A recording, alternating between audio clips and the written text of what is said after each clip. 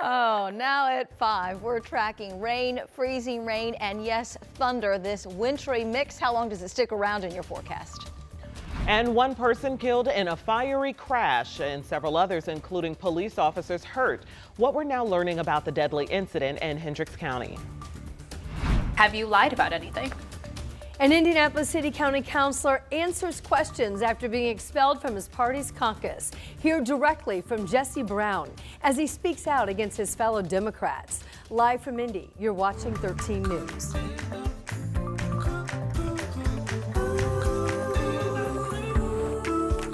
And take a good look at your screen, folks. Lots of colors because we are tracking the impact of a weather system bringing thunder, lightning, and even freezing rain to central Indiana tonight.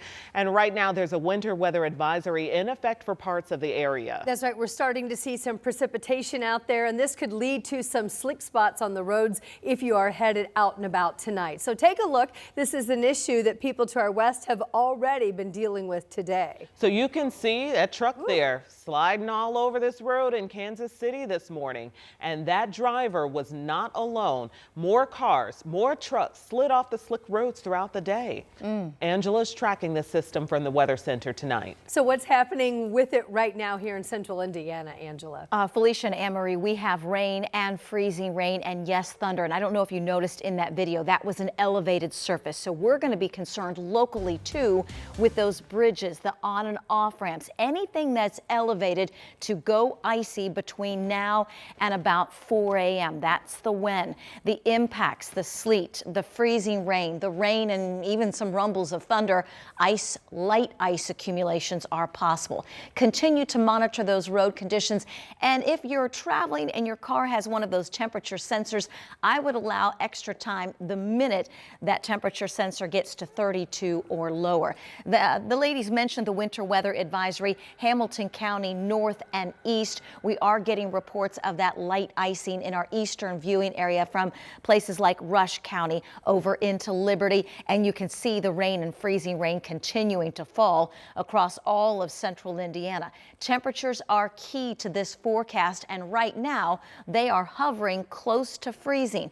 That glazing of ice happens along and just north of I-70 with some significant, or at least more significant, icing possible north. Again, we're at 32 in Indianapolis, already down to 30 in Kokomo, but the good news here, those pavement temperatures are still above freezing. Stick with us. We'll be monitoring this for the next hour and a half. Angela, thanks so much. And you can join along by keeping track of this system as it makes its way through central Indiana. If you have the Live Doppler 13 weather app, you can use it to check out the interactive radar after you download it free from your phone's app store. Tonight, one person is dead and several others are hurt after a crash at a busy intersection in Plainfield. Investigators say a car fleeing police is what caused the crash, and as Jenny Runovich now reports, it led to a dangerous and deadly fire.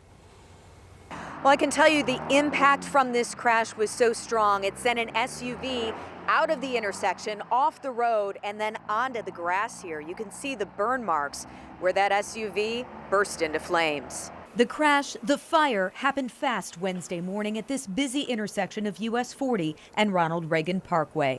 Closed the road for 4 hours, injured several people, including Avon police officers, and sadly, took one life.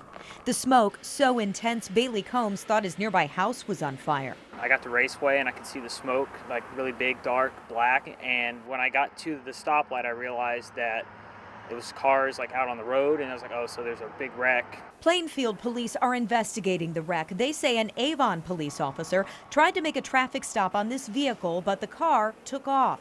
A witness tells 13 News as it fled police, it sped through the intersection and slammed into this SUV, which went off the road and burst into flames. There was a car just smoking. It was on fire or something, so it looked really, really bad. As the SUV burned, Avon officers tried to help the people inside. The officers now recovering from minor injuries. A witness tells 13 News someone pulled an injured child from the vehicle. No word yet from investigators on their condition, but neighbors That's terrible. call the entire incident tragic. Plainfield police are still investigating. They do tell us they have a suspect in custody. In Plainfield, Jenny Runovich, 13 News.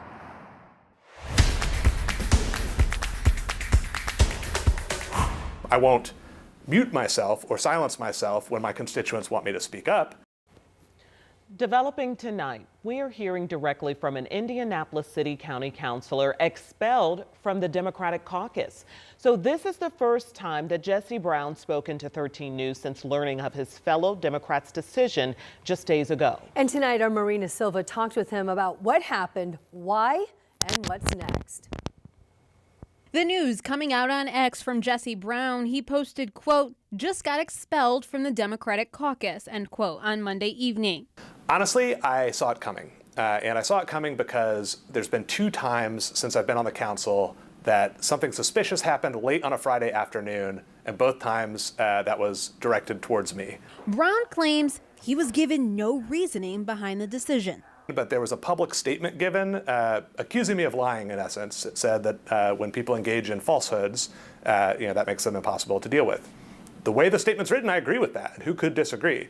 However, I've been asking consistently to publicly discuss what those falsehoods were. Because what I did do is I called out by name Majority Leader Maggie Lewis, Carlos Perkins, and Leroy Robinson, who have been openly and publicly engaging for months in a pressure campaign against the IPS school board to give away their resources to charter schools. Have you lied about anything?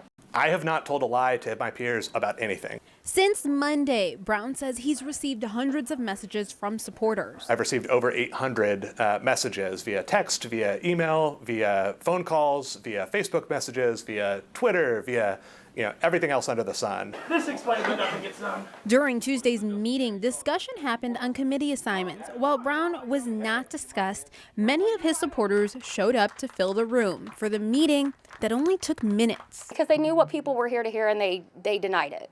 They denied any discussion about it. 13 News reached out to a spokesperson for the City County Council asking for an interview with any of the members who voted to expel Brown. We were told those counselors were not wanting to speak on camera about this and referred us back to a statement made on Monday. That statement said in part, quote, "After careful consideration, we have determined that it is in the best interest of the caucus and the constituents we serve for this individual to continue acting as an independent council member rather than part of our caucus," end quote. To me, that's a proof of what I've been saying for months, which is the political culture in Indianapolis is a culture that says all the important people meet behind closed doors to figure things out. Reporting in Indianapolis, Marina Silva, 13 News. And you can read the full statement Marina referenced on our website. Just check out our story on WTHR.com. And so we were wondering what it means to be kicked out of a party's caucus. So for expert advice on that, we asked a political science expert, what does this mean?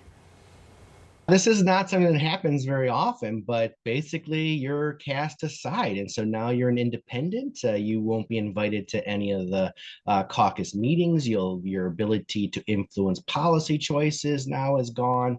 You will likely suffer the ability to be on committees. That's insight there from Aaron Desso. And he's with IU Indy. He tells us that even though Councilor Brown is expelled from the caucus, he will still be able to do his job. He just will not make the same impact that he would have as a caucus member. Next Thursday marks 8 years since the Delphi murders of 2 teens, Abby Williams and Libby German. Tonight, for the first time publicly, we're seeing pictures of Libby's phone at the crime scene in 2017. Look at this. The state just released these pictures showing Libby's phone covered with leaves. This is the phone where Libby recorded the video of the bridge guy. Our Samantha Johnson spent today looking into why were these pictures released just today. And she'll share what she's learned about that as our coverage continues here tonight at 6. And you can see all of our coverage on this case, including the trial and Richard Allen's sentencing, on our website. You can get there by scanning this QR code right there on your screen, and it'll take you directly to WTHR.com/Delphi. On to more news now. A Carmel man now knows his sentence after pleading guilty this afternoon to attacking another driver with an axe in a road rage incident in Indianapolis. Rich Nye had his camera in the courtroom today as the victim learned that his attacker is not going to go to jail. Jimmy Calhoun pleaded guilty to battery with a deadly weapon. An intimidation charge was dismissed in a plea agreement over a road rage incident at 16th and MLK Jr. Streets last March. Chet Montgomery says he was driving south on MLK when Calhoun swerved into his lane. Montgomery went around Calhoun. At the next red light, Calhoun got out of his car and approached Montgomery's car with an axe. Montgomery got out of his car to defend himself. Montgomery wrestled the axe away from Calhoun, but suffered cuts to his thigh, hand, and chin that required stitches. Jimmy Calhoun did knowingly touch Chet Montgomery in a rude, insolent, or angry manner by cutting him, and said touching was committed with a deadly weapon and axe. Are those facts true? Yes, sir. Are you in fact guilty of count 1 battery by means of a deadly weapon as a level 5 felony in that cause? Yes, sir. Calhoun received 2 years of home detention plus 2 years probation. My client's a 20-some-year veteran of Special Forces, the military. He faces serious medical treatment in the near future with regards to heart surgery. Calhoun is also required to pay restitution. Montgomery told the judge he has $12,000 in unpaid medical bills. I wanted to see what this was all about as far as his sentencing. And I guess I learned my lesson today. Yeah. What'd you learn? Well, I learned that you can take a plea and basically not have to go to jail. This case also violated Calhoun's probation on a conviction out of Boone County for conspiracy to commit dealing in a narcotic drug. He'll be back in court in Boone County later this month. Rich Nye, 13 News. Calhoun is also now required to complete an anger management course, undergo a mental health evaluation and treatment, as well as substance abuse evaluation and treatment too. Next month, a Texas man accused of causing a deadly crash on Mass Ave is expected to change his plea in the case. Salvador Banales agreed to plead guilty to 2 counts of leaving the scene of an accident resulting in serious bodily injury, catastrophic injury, or death to another person. As part of the plea, the Marion County prosecutor will dismiss 6 other counts. The crash happened last March at the intersection of Massachusetts and North College Avenues. A military veteran, 27-year-old James Breedlove, died 2 days after the crash. Banales faces between 12 and 21 years in prison. Drowning in debt. That's the reality for 1 in 5 families right here in Marion County when it comes to medical bills. The proposal at the State House, which could help ease their burdens. That's tonight at 5:30. And let's check in with Angela. She's watching a system. Yes, a wintry mix tonight and more rain and snow chances in your forecast. All right, Angela, also taking over Gaza. The confusion surrounding President Trump's statements about kicking 2 million Palestinians out of their homes. It's next.